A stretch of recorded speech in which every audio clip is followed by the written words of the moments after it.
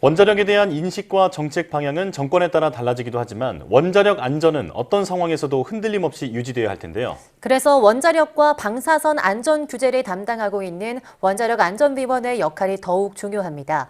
오늘 과학의 달인에서는 국내 원자력 안전과 규제를 담당하는 원자력 안전위원회 유곡희 위원장 모시고 자세한 이야기 나눠보겠습니다. 어서 오세요. 예, 안녕하세요. 네, 안녕하십니까. 나와주셔서 고맙습니다. 예. 자, 이번 윤석열 대통령 UAE 국빈 방문 시에 위원장님께서도 함께 가셨고요. 네, 그리고 현지의 원자력 규제기관인 연방원자력규제청과 행정약정을 체결하는 성과를 내셨는데요. 구체적인 내용 설명해 주시죠. 예, 원자력 물품하고 이 장비들을 수출을 하려면 정부 차원에서 원자력을 평화적으로 이용하겠다는 보장이 필요합니다. 네. 그동안에는 양국의 외교 당국이 그러한 절차를 거쳐서 보장하는 문서를 왔다 갔다 하는 그런 절차를 거쳤거든요.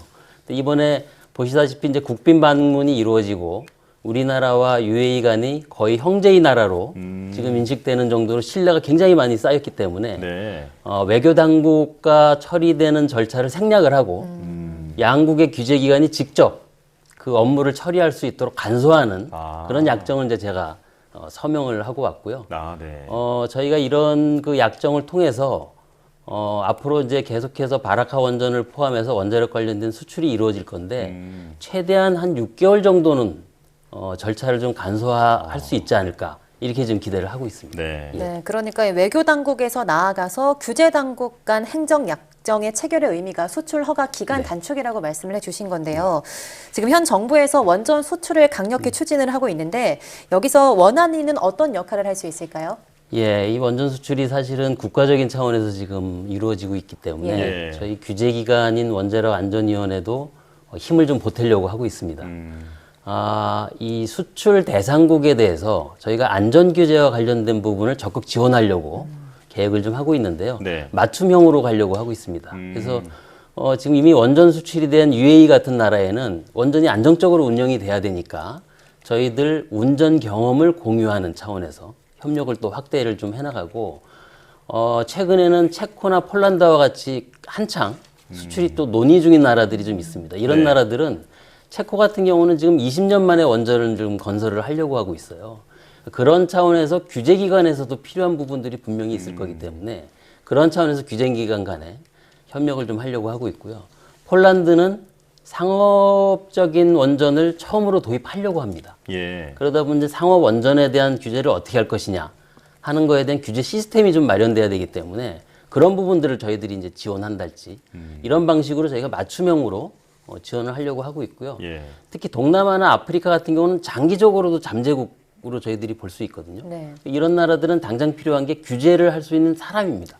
인력을 키울 수 있게 저희가 교육 프로그램을 지원해서 장기적으로 기반도 좀 쌓아놓겠다 이런 계획을 좀 갖고 있습니다. 네. 그러니까 쉽게 얘기하면 확실한 사전 사후 서비스까지 맞춤형으로 제공한다. 네, 네, 이렇게 맞습니다. 이해하면 예, 될 것 예, 같은데요. 맞습니다. 자, 정부가 국내 원자력 생태계 복원에도 힘을 쏟고 있는데 설계 수명이 다한 원전이라도 안전성이 괜찮다면 계속 운영하기로 추진하기로 했습니다. 올해 4월에 설계 수명이 만료되는 고리 2호기가 첫 사례가 될 것으로 보이는데 이건 지금 진행이 어떻게 되고 있습니까? 예, 고리 2호기는 작년 4월 달에 우리 원안위로 계속 운전과 관련된 서류가 신청이 됐습니다. 네. 주기적 안전성 평가 보고서라고 저희들 이제 표현을 하는데요. 이 서류는 법령상에 무엇을 담아라 하고 이렇게 규정이 되어 있습니다. 그래서 그것이 제대로 담겼는지 그걸 저희가 이제 서류 적합성 검토라고 하는데 네. 그거를 저희들이 맞추고 본 심사에 지금 들어가 있는 그런 상태고요. 계속 운전은 저희가 운영 허가에 준하게 심사를 합니다. 그래서 그동안에 쭉 운영을 해왔지만 계속 운전과 관련된 안전성에 대한 기준을 최신 기준으로 저희들이 적용을 해요. 네. 그래서 최신 기준에 맞게 안전하게 운영될 수 있느냐 하는 것을 저희들이 판단을 해서 계속 운전 여부를 결정을 하고 있습니다. 그렇군요. 네. 이와 관련해서 원안위가 계속운전제도 개선도 추진 중이라고 알고 있는데요.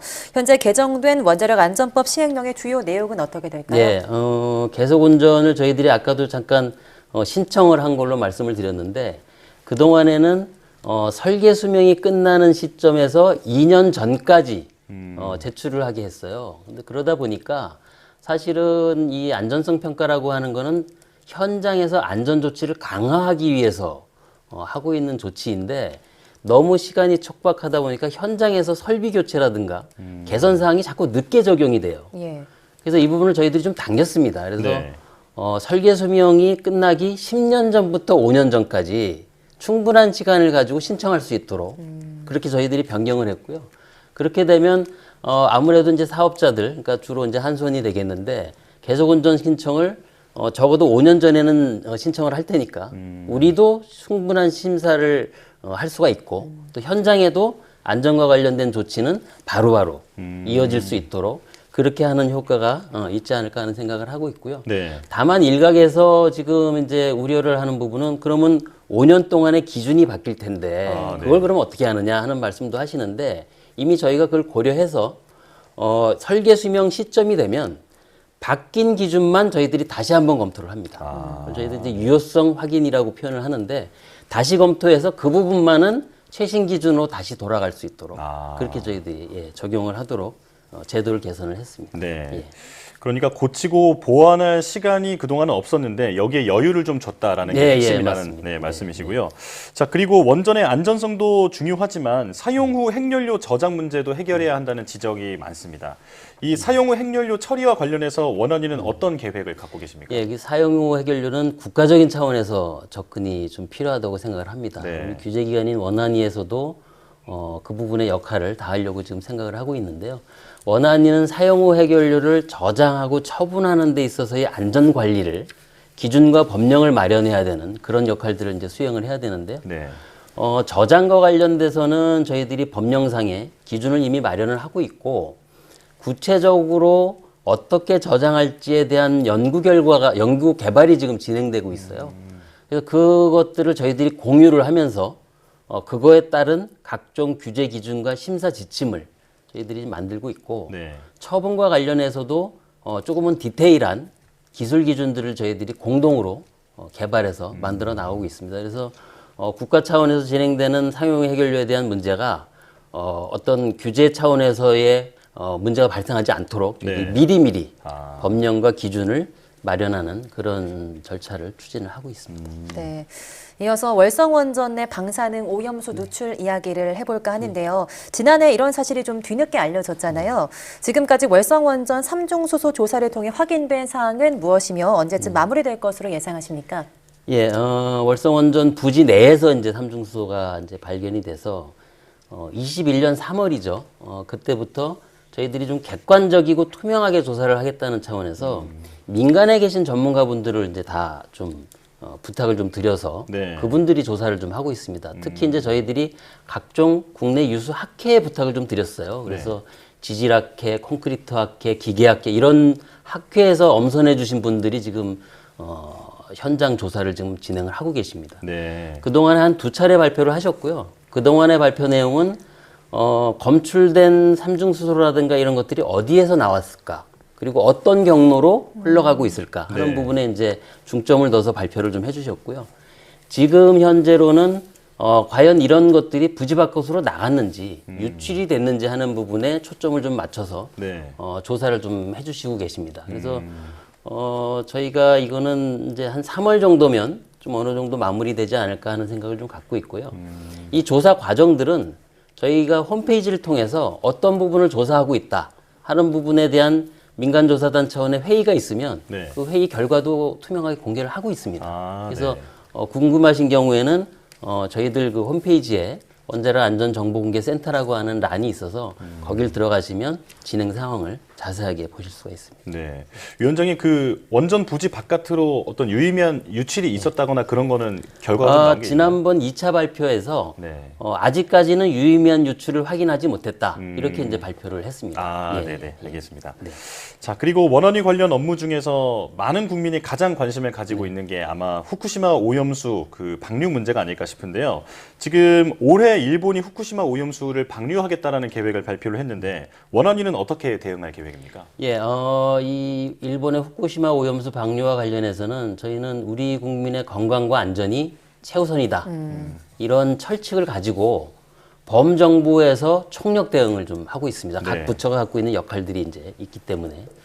그래서 우리 원안위에서 지금 중점적으로 하고 있는 것은 과연 우리의 해양에 어떤 영향이 있느냐 하는 부분들을 철저하게 감시를 해야 되기 때문에 예. 이런 감시 모니터링 시스템을 저희들이 갖추고 있는데요. 올해는 작년보다 6군데를 좀 확대해서 총 40군데에 저희들이 정점을 만들어서 거기에 각종 시료를 채취를 해서 분석을 하고 그 결과를 홈페이지에 공개를 해나가는 네. 방식으로 저희들이 모니터링을 좀 하고 있습니다. 네. 국제 원자력 기구도 검증단을 꾸려서 이 오염수 검증을 진행하고 있는 걸로 알고 있는데 우리도 이 검증단에 참여하고 있죠? 예, 당연합니다. 저희도 지금 그 인접국의 한 국가로서 IAEA가 하고 있는 객관적인 검증에 저희들이 참여를 하고 있고요. 또 IAEA 쪽에서 일본의 오염수와 관련된 시료 분석이나 이런 검증 절차도 진행을 하고 있어요. 네. 그래서 우리나라 같은 경우도 핵종 분석과 관련된 기술력이 뛰어나기 때문에 IAEA가 우리 쪽에 위탁해서 의뢰한 분석 그 시료도 있습니다. 네. 그 시료도 저희들이 직접적으로 분석을 해서 확인을 하고 있고요.